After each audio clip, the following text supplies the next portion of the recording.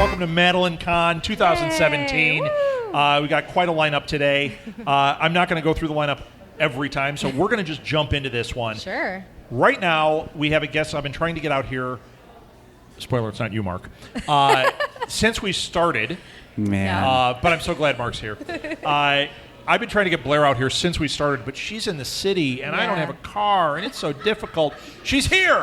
Well, thankfully, Blair has an attractive podcast host who does have a car. Ah, It's true. Yes. So we have Blair Knight Graves, we have Mark Beers.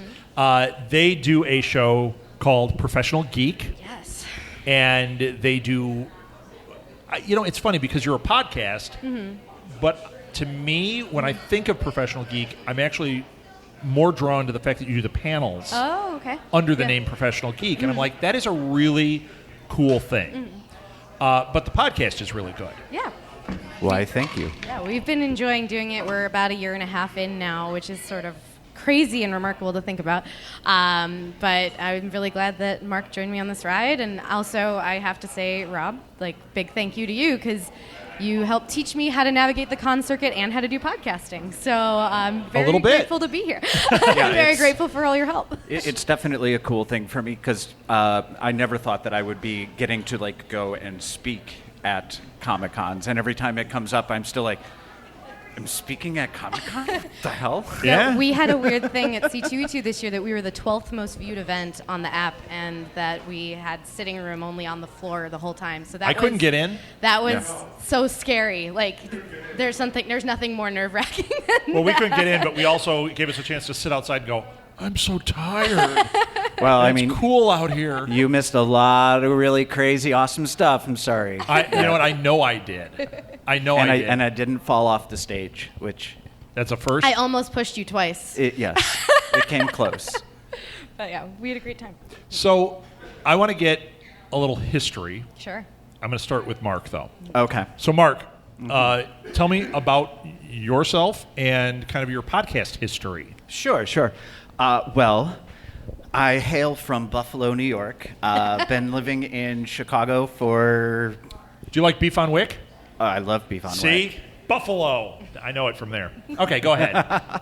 I've been living in Chicago since 2000, and I actually went, when I was outside, I realized this question might come up, so I did the math, and I've been podcasting since about 2009 on a variety of different shows, and happened to make the acquaintance of Blair over the course of my time here in Chicago, and had her on one of the shows that I do across the Nerdiverse, and we discovered that we kind of had a good chemistry, and so she invited me to join her on this Professional Geek project, and I love talking into microphones, so I readily agreed.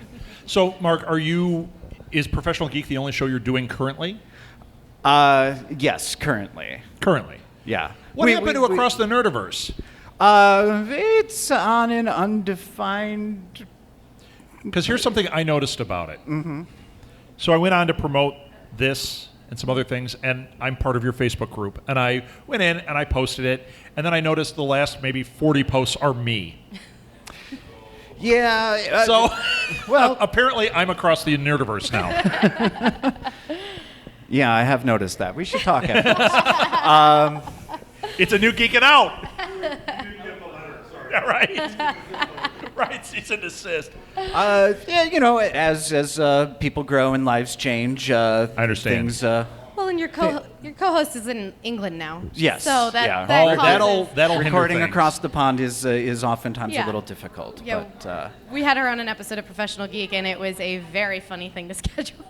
So yeah. Trust me, Jamie and I'm drawing a blank. Jamie will go with, who hosts Radio Free Endor for us. He's in London, and also Ricky is. Right, Ricky, who I've been working with for 6 years. Diaz. Ricky Diaz. Yeah. Good luck scheduling things with those guys. Yeah. And I've been on their shows, and they've been on things I've done, and it's always like 6 in the morning. I'll get a tweet like, "Hey, mate, can you come on?" Not mate, that's Australian, but you know what I mean. No, Ricky says mate. Okay. Yeah, so but I'll be right. like, Sure, if you don't mind me sounding it's all right. dopey and drunk and we've like discovered I always that do. apparently Australia is a font of geeky talent. Yeah. Australia, it is. Yeah. It is. Australia's even worse to schedule with. Yeah, and a huge swath of our guests have come from Australia. Oh and my it's gosh. been Well, two. How? but- How? Plus, you say we want to do it on the 19th, and that was yesterday for them. Right, exactly. You know? It involves a lot of complex math, which Blair will tell you is not my strong suit. But it's so mine. the fact that Complementary we skills. the fact that we've figured out how to record across that many time zones is quite an astounding feat. I am so impressed, Blair. I've been communicating. Do you know who Darren Rouse is? Mm-mm. Darren Rouse writes, he's a blogger. He has a blog about digital photography. He is probably the most successful blogger out there. Oh, he makes a fortune. And it was a guy that was like, I'm going to put out a blog about this, and just like it all worked out. Yeah. And he has a page called Blogger? I don't know. But he teaches about blogging because he's like I do with New Media Lab. Right. He has a thing like that, and he did this really great thing. He has a podcast now, and he did this really great thing where it was every day for 30 days. He did a 15-minute podcast about how to build a better blog. Oh, I like that. And every day he would say, like he had one that was just about here's how you get guests, and 15 minutes doing this, and I loved it. I'll have to check it out. So I've been trying to get Darren on, and the few people that know him are always like, oh my God, he's a huge get. He's in Australia. Yep, have fun with that. Every time we're like, how about now? That's 3 a.m. for me. I did the math. Weekends are your friends. Yes, in this, yeah. in this Not instance. yet. and the worst part is he was just in Texas for a con. And I'm like, I saw it after the fact. I'm like, Gotcha. you were here. Right, you were in the time zone too. Oh, I would have sent Jesse down to see you. So, Blair. Yes. Let's hear about your history, because you've got quite the history. Oh, I do. And it doesn't have to be podcasting. There's more to it with Blair. My background is broadcast commercials, reality TV, and documentary film, and I'm just sort of a content creator.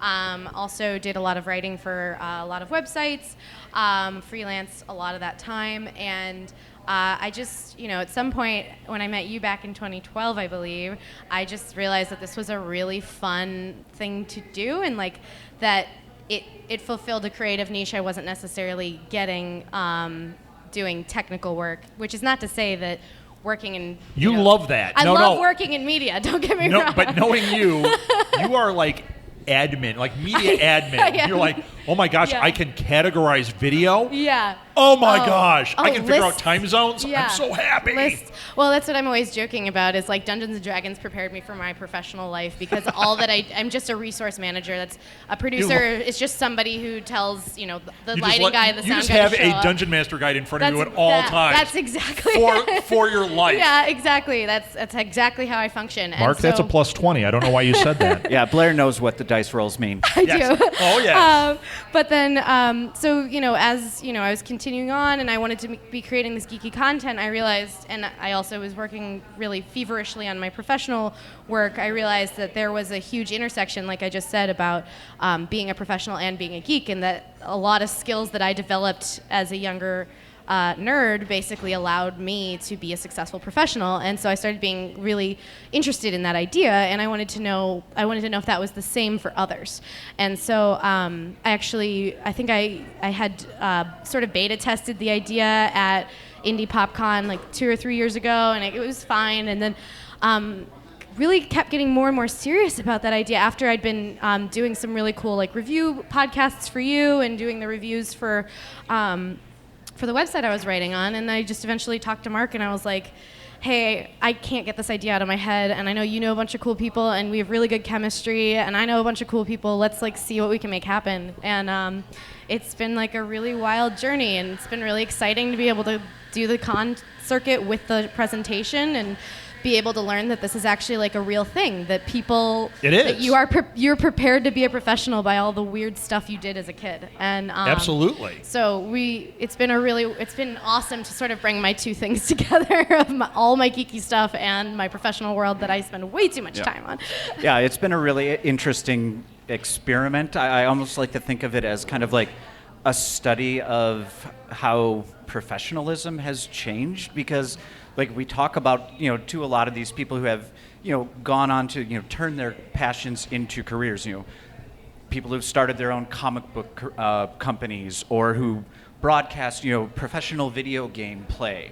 Yeah. Things that like my 40-year-old brain goes, how is that even a job? How do how are you Try having a making 48-year-old brain, 49-year-old But brain in a couple of months. and like it's amazing to me, and it's exciting to me that there are actually now these avenues that are developing where that is a legitimate job. Broadcasting video games. Yeah, or, an esports caster for but at the same time, that's so weird. Like I never would have conceived that could be a thing. But we're having when I it. was- Yeah, we're having it both ways though. It's like we have the sportscaster, or we have the guy who did Cards Against Humanity, or a comic book shop or a comic book publisher owner. But then we also have like a reporter who was inspired by Clark Kent and by Peter Parker, and Sure. that literally just because he read comics, he went on to be basically like a vigilante reporter. And he's like in Australia, he's like the #1 crime reporter. Everybody's like talking to him constantly. Dingo Man? Does he go by the name Dingo Man? No, but I'm going to suggest that the next time I talk to him. But yeah, it's like amazing Ooh, that. does he have boomerangs? Little Right. boomerangs? But yeah, it's just amazing that we have people who like are doing like traditionally geeky pathways, but then people who are so inspired by their geeky passions that's what led to like a career path as well. And so it's been really fun to sort of take the temperature on that too, not just. I mean, not that I don't adore the esports caster, but it's cool to get both worlds. Yeah, no, I mean, it is interesting to see, how did watching Batman the Animated Series as you're a kid, lead you to where you are in It your wasn't life, on when I was a kid. How dare you? Well, we When you were talked a to a married lot adult. of people who are significantly younger than I am. Just nobody. Well, not me. Yeah. No, I was pained by your Overwatch conversation earlier. It is not a baby game. He said it's a baby game. Oh, see? Agreed.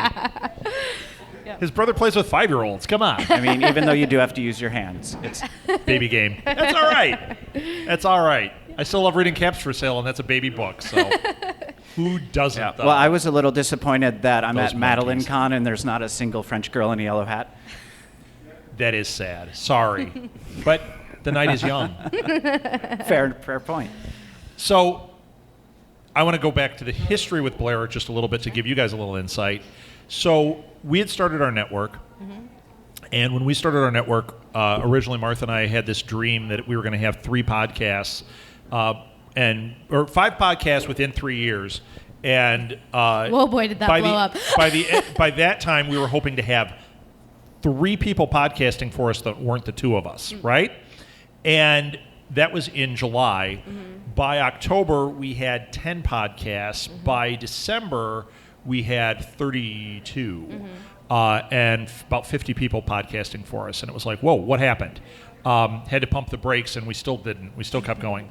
But it was at that point, the Christmas, it was right before Christmas, and we had all these new people, and they were all doing stuff, and everyone was all excited, and we were doing a Christmas episode that we were going to cross across all these things, and Dawn had just talked to you and Kyle literally before she talked to us on our Christmas thing, and she said, "Are you looking for anybody?" And I said, "We're always looking for people." And Martha's like, "Bring them on." And she goes, "I just talked to this Blair and Kyle that are so awesome, they would probably want to do a podcast for you. What about?" "Well, they write for this website about TV." I was like, all right, bring them on. And we hung up, and there was a text or something, or a tweet, because Dawn's all about tweets. Yes.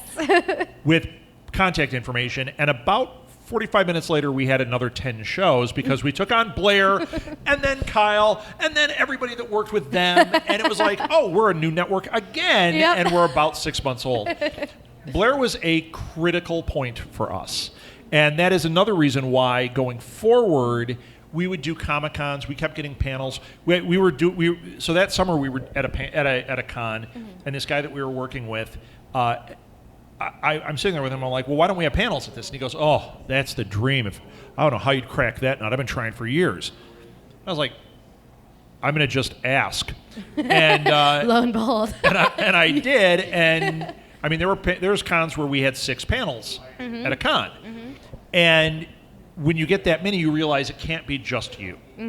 So we went out to our people, and Blair every time was like, I would love to go to a Comic-Con, and I would love to go up on a panel, and you had never done one before. No, I was a nervous wreck. So she's all nervous, and we're like, Blair, come on, you're a pro, you know? And one of our goals after meeting Blair in person, because I met you at C2E2 the first time. Yeah, that was right after, too. Yeah. A couple of months after first getting Blair. And Lilith was there, too. It was like I met Lilith and Blair at the same time. I almost passed out. There's no oxygen left in the room. All this awesomeness is there. And Martha wasn't there. She's like, I didn't get to meet him. But it was that point that really changed things. And we were like, we always have to take Blair. And one of our goals from that moment on was to make Blair kind of the head geek voice for females in Chicago. Just like with Lilith, we look at our people and we're like, we have dreams for them that go way beyond being on a show. And Blair, you really blossomed. You've continued to. Thank and you. I can tell you're even nervous being here. Which is so crazy to me. Remarkably public speaking. Like, I pretend I'm great at it. It's not my favorite thing. But Martha's either. But you know what? You are good at it. You're a fun interview and you're fun to have up here. Thank you. So, no, it was really always a pleasure to be able to work with you. And I'm glad that we get to continue working together. And really, all the cool things that I have, progressed and keep doing wouldn't have been possible unless we had developed our professional relationship. That's right. And being friendship. Professional geeks, yes. Yes. And like I said, I'm here because I have a car. And Mark. And the rest. That when we have a theme song, Mark, you're at the end. Well, and you had introduced me to Mark on Facebook. You're like, you should really meet this guy. Yeah. So we had a conversation, and that was it. And then I saw he popped up on your thing. I'm like, okay, cool. And that was it, and until we finally got you out here. But you were like, I got to go out to Blue Box. I'm going to come out and see it sometime. But you're like in the city. And yeah. He's even farther away from here than I am, right? Yeah, where are you at? No, I'm technically closer to here than you are. Sorry. But I live in the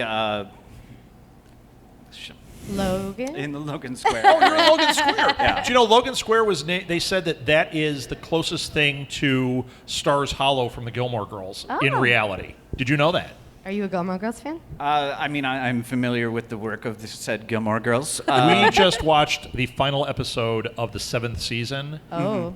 We are all still emotionally very fragile in my house.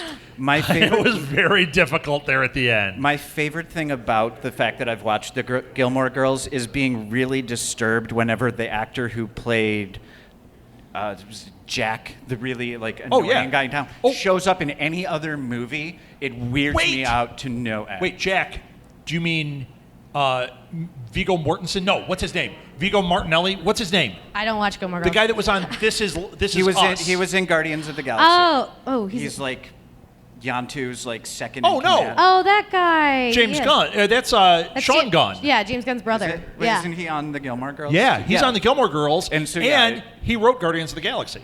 I did not know that. And that's for Sean him. Gunn's, or that's James Gunn's brother. Yeah. See, But the no, trick was I'm worth it. I talking learned the other something. one. Remember how I said there was something I had a sequel and a prequel? So Vilo, oh my gosh, what's his name? The guy from Heroes. Yes. Milo Ventimiglia. Yeah, that guy. I'm not even going to attempt that one. So I I watched love This him. Is Us, and if you watch This Is Us, he's really great on it. He plays Jack. That's why when you said Jack. He's also on the Gilmore Girls. In my mind, the character he is on the Gilmore Girls gets superpowers, becomes the guy on Heroes, hides them, and becomes Jack on This Is Us. That's funny. But he's hiding them, and eventually it's going to come out. Is his superpower that he goes back in time because Yep. he's a time traveler? Well, he leaps because we have a whole thing about leaping in yeah. everything. And he doesn't die. Spoiler, he's going to die on the show because he's the dad and they're all a lot older, okay? Spoiler, right? But he's not going to die. He's going to leap out of there and go on. Kurt. His name is Kurt. That's what Kurt, yeah, Yes. Kurt. Sorry. Now we're having another conversation. Yes, Kurt is Sean Gunn. Yes. Gotcha. I'm slow on the uptake sometimes. Yeah. And you know what? If you watch Gilmore Girls, now I wasn't into it when I first saw it. Martha was loving it. She's like, it's so good. And I'm like, nah. And then I saw it, and we've got an issue? Mm-hmm. All right.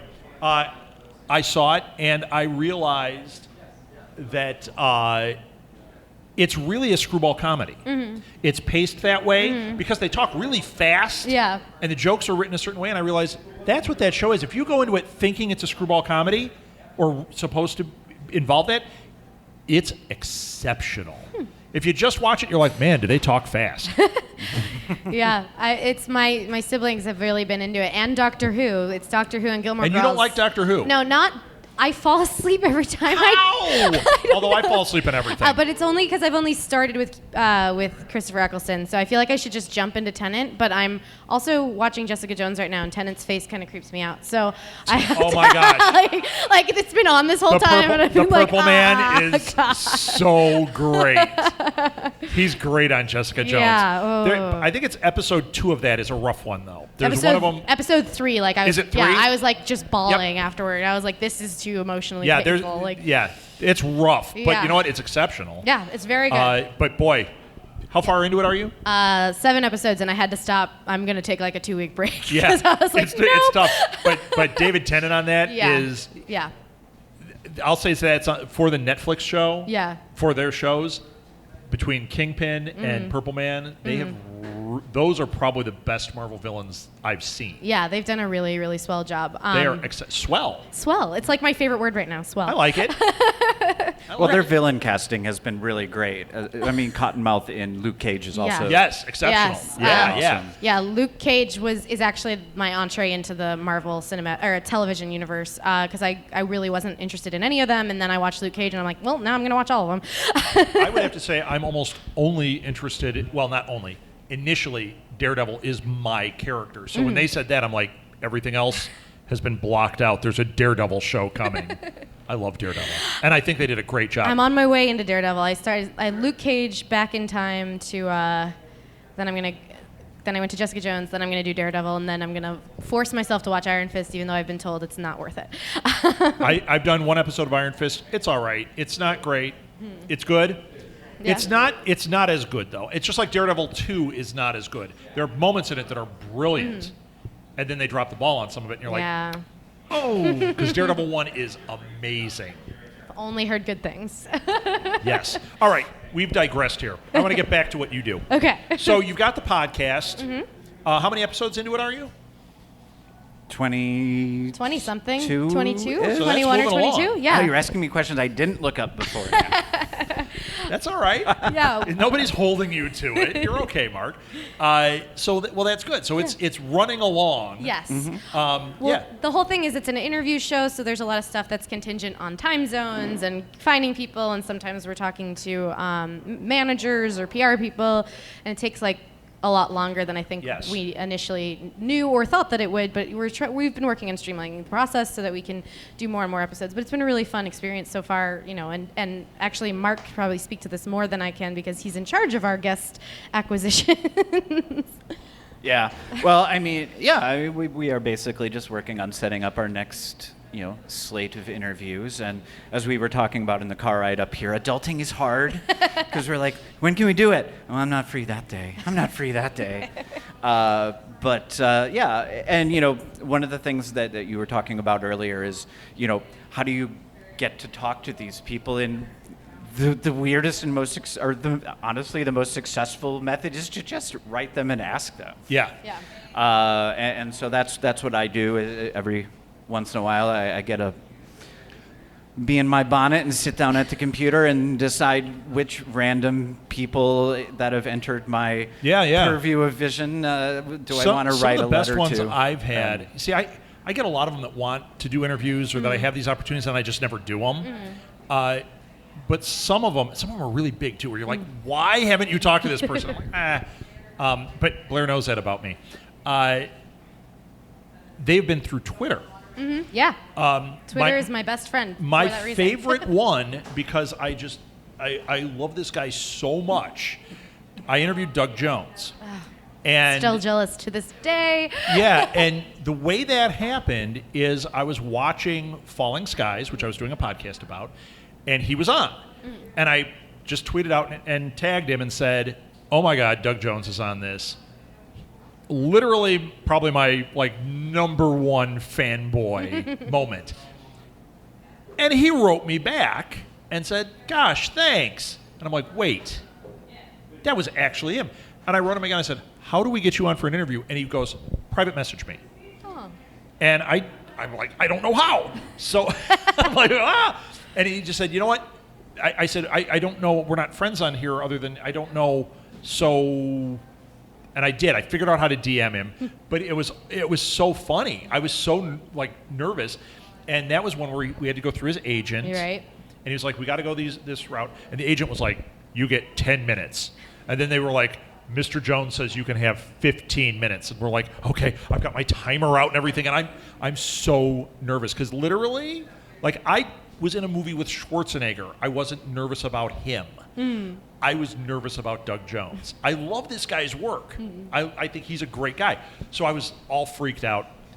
He sat on that thing with us. It was to the point where we were like, when is he getting off of our phone? He stayed on forever. He was awesome. That's awesome. Don't you just hate it when celebrities just hang out and wear out their welcome? Well, he certainly didn't. He was great. And then we got to meet him in person, and I was with Chris, and we're walking up, and I'm like, "Oh, my God." And he goes, "I know that voice." And he goes, "Rob." I'm like, "Oh, my God." Yeah, it was so awesome. We have pictures. He's basically slobbering us. He's hugging us and kissing us. He kept saying smooshies on us. It was the greatest thing. I was dating Doug Jones for 5 minutes. It was awesome. That's awesome. But yeah, Twitter is really Yeah. a key. Well, that's how the aforementioned crime journalist found us. He found us, which was weird. And he's one of my favorite people in the world now. But he was like, "Hey, I love the concept of your show. Can I be on it?" And we were like, "You're a verified account and you have tens of thousands of followers? Sure, yes. How about please." yes? Yeah. And could you possibly retweet it when we post? Yeah, and he did, and he was wonderful. Sean is, I think, to this day still my favorite episode just because of how surprising his comic books to journalism story was. Well, that was fun. We're both very fortunate that we apparently know a lot of really cool people. Yes. So, he was the first time that we ever interviewed somebody as a team that neither of us had knew Outside of your circle. Yeah. going into. So, Which the fact that we didn't screw it up was... Now, did you know your CDC guy that you interviewed? CDC. Don't you remember? Oh, Paul Alexander Clark. Yes. Yes. I did know Paul Alexander Clark because he was on the Strain podcast, which I do Right, for but did you know Southgate. him before the strain? No, he again contacted me. So He contacted me for the Strain saying, "Hey, I want to talk about how the CDC actually works because this really bothers me on the show. Can I be on an episode of the Strain podcast?" And I was like, "Yeah, sure." And now he and I have phone calls and we're friends again. It's amazing. He's awesome. He's awesome. I love Paul Alexander Clark. Hi, Paul Alexander Clark. he's awesome. I want him to go on the Walking Dead podcast and talk about the CDC, because remember the second season when Yeah. they were at the CDC? Oh, yeah, I'm sure I think he would. he'd have some fascinating remarks. Yeah, I can put you guys in contact. Yeah, cool. Well, put them. I can. Oh yeah, the host. I'm not on it. I'm on enough. Did I mention I'm killing my darlings? A lot of them are going away. Yeah. We're actually killing this might be news to people that care. We're ending Ever After at the end of this season. Right. Even though it's been picked up, we're done. Well, a whole bunch of the cast and crew left. So. We had decided before that happened. Oh, gotcha. For Cuckoo for Who, we have not even recorded one for this season. Oh, and we wow. love Doctor Who, but we might be letting that one go on hiatus. This Week in Geek went on hiatus this week. It's just too hard for all of us to do. And that's one that, talk about a darling. Yeah. I would give up everything for that one and New Media Lab, but nope. We got to let it sit for a bit. Nope. As Mark and I talked about in the car, adulting is hard. It is. Well, and I've got, Chris is on the show. He's a little busy here. Lil has this job where he's got a job. So, that gets in, and a family. What's up with that? So he's busy. That's why he's not here today. Aw. Yeah. It's his daughter's birthday and and Mother's Day. He's going out for that. So he's being a good boy this weekend. I'm sure he's stopping and buying toys and comics on the way, too. Knowing a little. Yes, knowing a little. So promote Professional Geek one more time. Yeah. I want you to give the information out there. It's a great show. You guys have to check it out. Subscribe to it. Yes, and listen to it. Well, you can find our website, which is www.professionalgeekpodcast.com. We're also, thanks to Blair, on most of the major social media networks. We are. What's our name on We there? are either Pro Geek Podcast or Professional Geek Podcast, depending on character limits.